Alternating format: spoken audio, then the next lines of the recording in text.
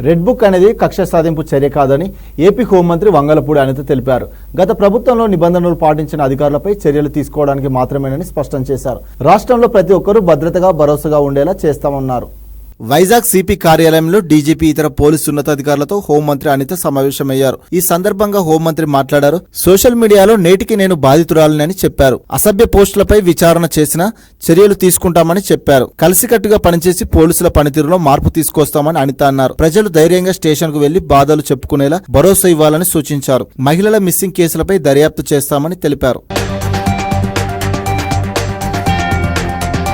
YCP ప్రభుత్వంలో police వ్యవస్థను నాశనం చేశారని ఆరోపించారు హోంమంత్రి.